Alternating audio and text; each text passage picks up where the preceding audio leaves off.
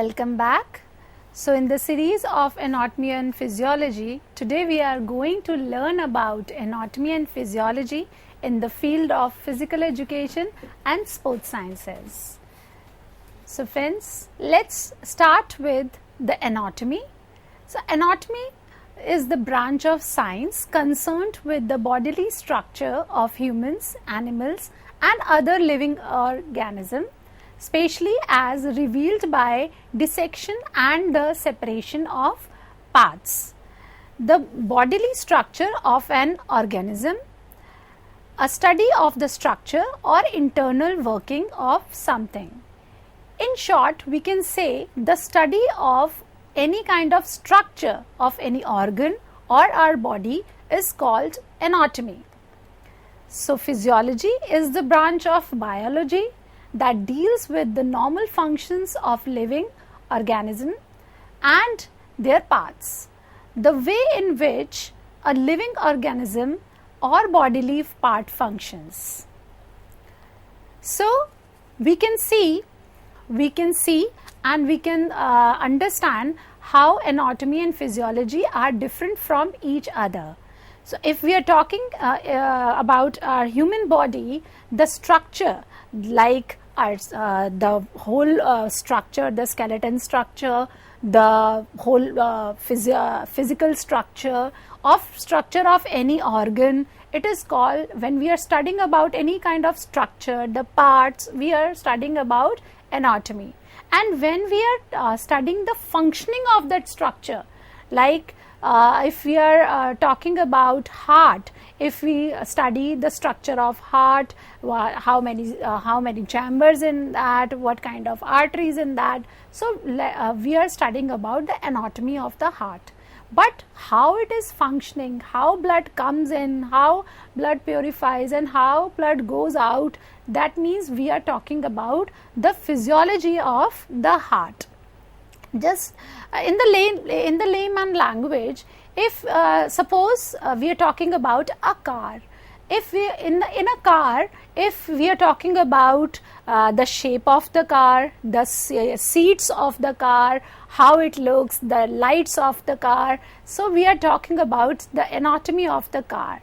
But if we are talking about how the car works, how the car runs, if whether it is a petrol version, whether it is a diesel version, what is the torque of the car, what is the mileage, how it runs, what is the speed of the car, so it means we are talking about the physiology of the car.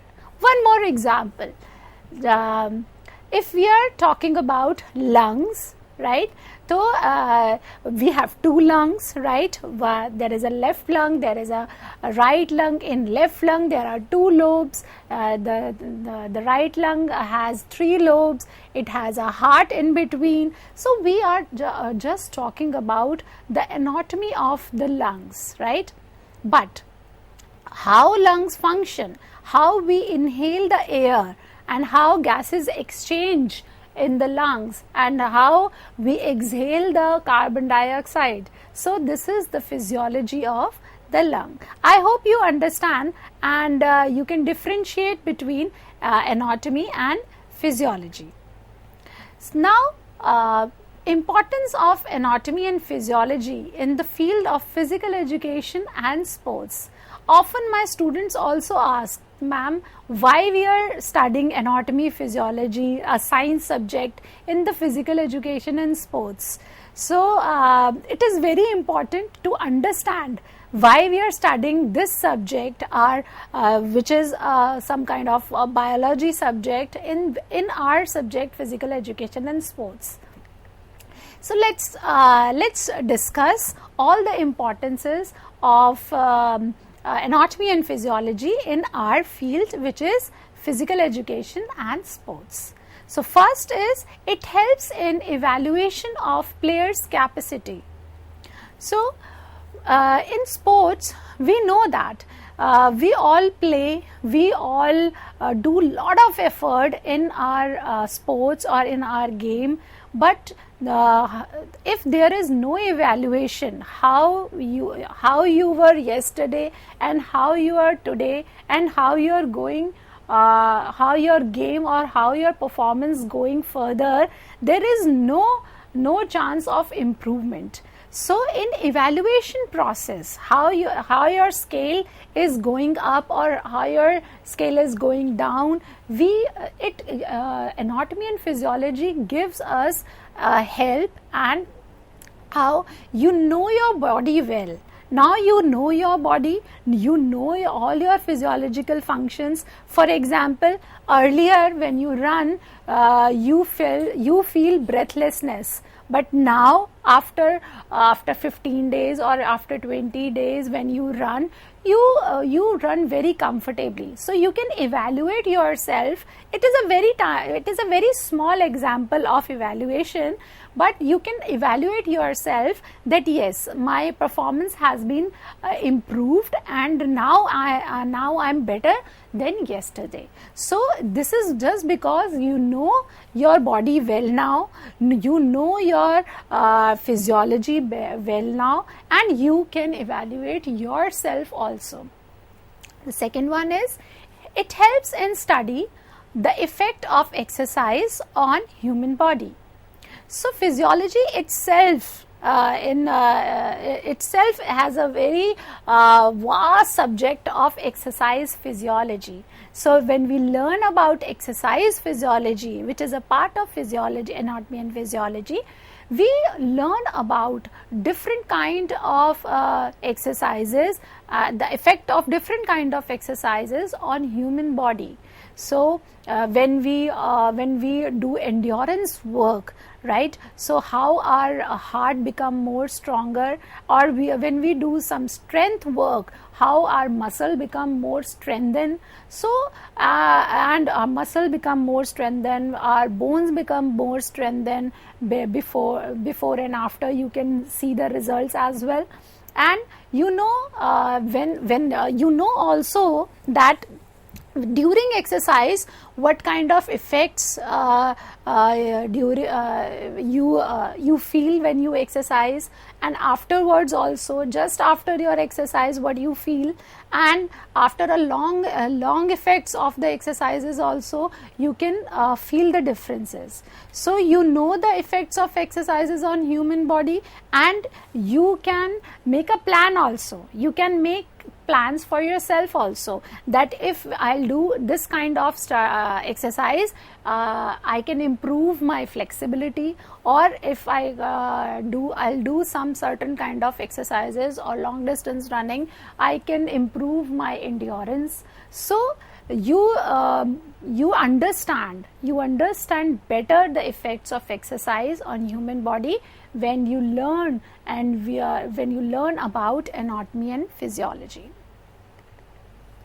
So it helps in positioning of body during training session. Sometimes what happens when we see some small kids, right? When we see some small kids during exercise or doing certain kind of exercises, we see their position is not right, their leg positioning is not right, and we often correct them also that you are not running properly, or you are not standing properly. But with the help of anatomy physiology, you learn about the body structure, the postures of the body, the correct postures and posture deformities also. So you can help yourself to betterment of the positioning of your body, or better the posture of your body. Then it helps in preventing sports injury. This is very important. We learn about, sometimes we don't know about our own body.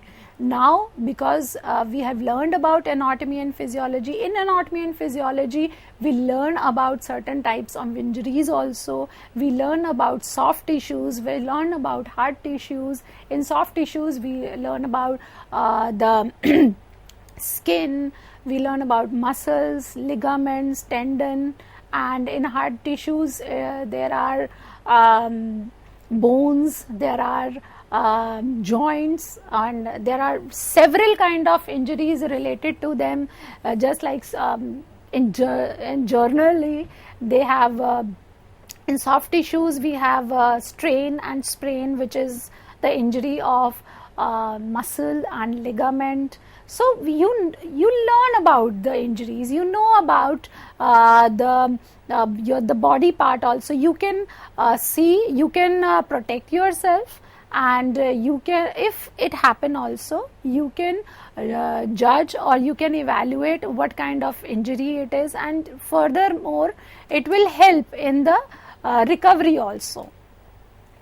Then it helps in providing adequate information of sports nutrition. So in anatomy and physiology we learn about certain systems like respiratory system, we learn about digestive system, we learn about cardiovascular system, nervous system, and we also learn about their functioning also. So in digestive system we learn how digestive system work, how food goes inside, how the absorption of all the nutrients happen, how how all the nutrients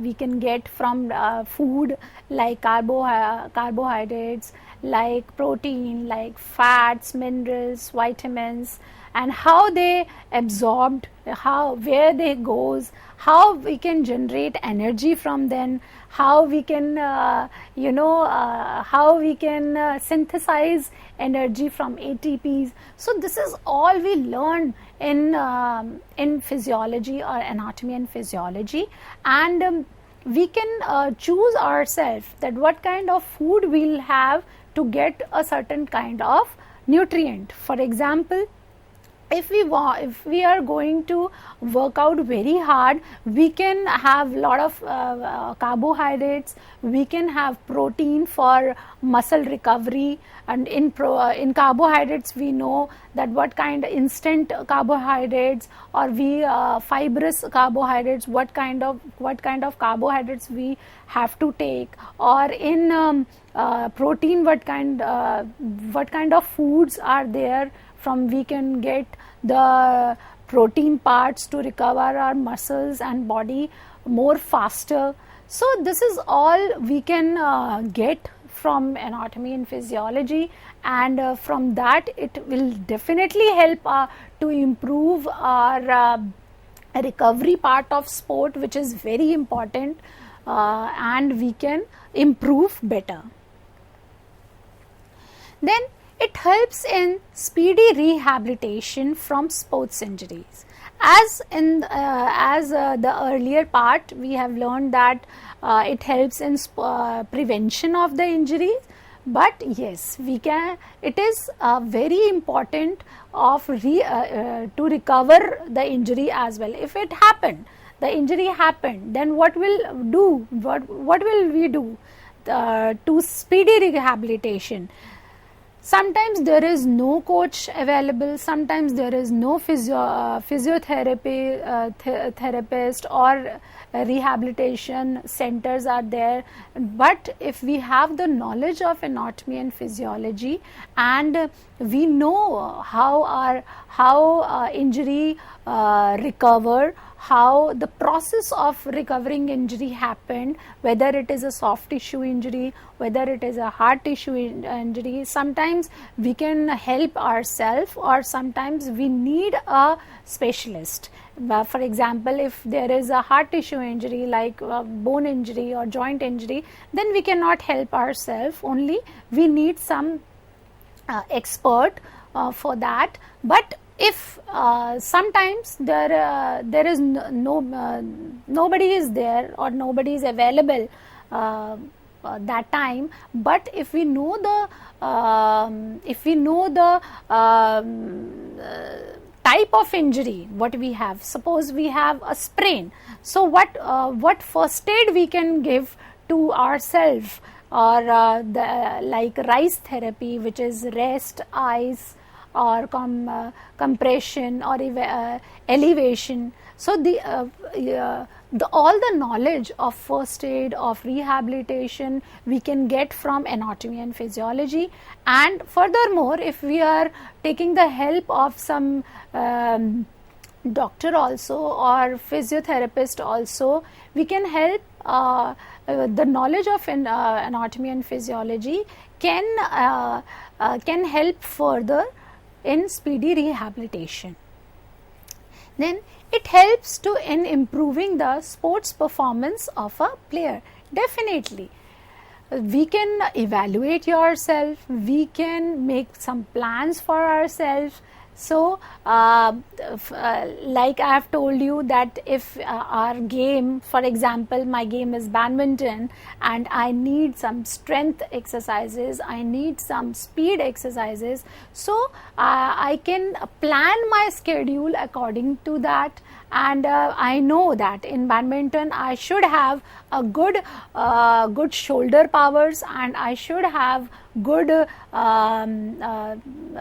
quadriceps muscles. So how I can improve them, what kind of exercises I'll do to improve the shoulder muscles, trapezius or pectoralis major or minor, or quadricep muscles, that I can only do because I know these are the muscles. These are the muscles allocated at shoulders, or these are the muscles allocated at the thigh, and these kind of movements like flexion, extension, what kind of movement I'll do to improve the certain kind of muscles or joints.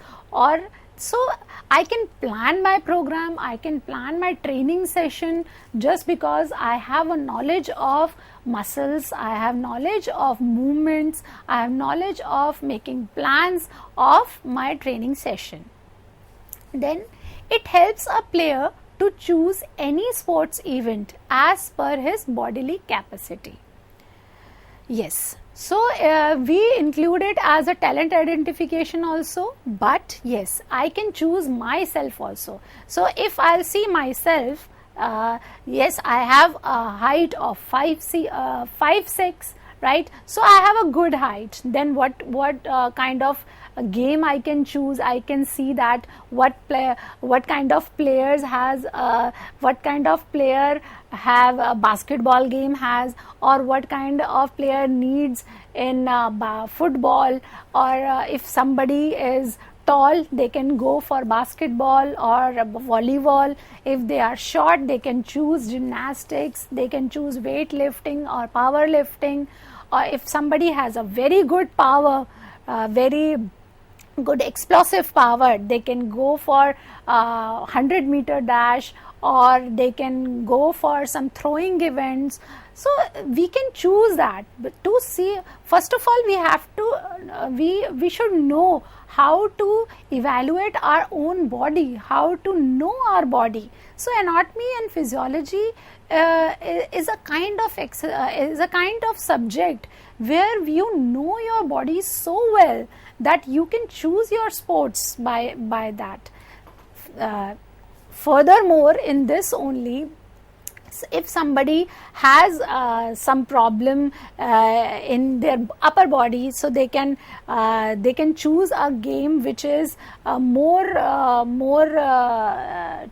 towards the lower body as well. And if somebody has some kind of problem, or they can choose the upper body game also, and they can evaluate, they can choose by the knowledge of anatomy and physiology. Then it helps in recovery of fatigue occur during training session. Whenever we do exercise, whenever we do any kind of physical activity, we often tired, or we get tired and we have fatigue. But there is a very important part which is called as recovery. So there is a principle of sports training, one principle, which is load, adaptation and recovery. So load is as important, load is very important, adaptation is very important, and recovery is as important as load and adaptation.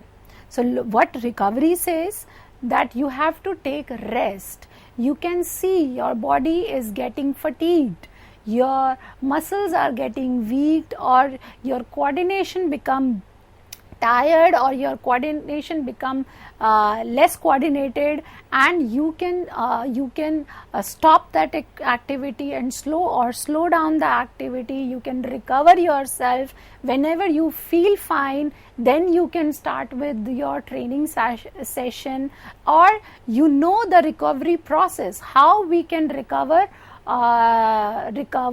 better with the help of anatomy physiology. We can do some kind of breathing exercises. We can take the help of nutrition as well, as like protein or something like that, or we can have some energy drink, and most important, we can have a very good sound sleep to recover ourselves and get back to our training session. The another one is, it helps in study the ill effect of alcohol to human body, right? Yes, we in anatomy and physiology, we study all the effects of alcohol or drugs or any kind of material which is unwanted to our body. We study about that very often, and yes, the alcohol, the coordination, alcohol, because of alcohol, what kind of it affects the coordination of our body, and by studying all these things, we can save our students, we can save our sports person from the ill effects of alcohol and drug abuse. Then last one is, it provides information of positive or negative aspects of a player's bodily structure. So if somebody has some posture deformity, or if somebody has some issue with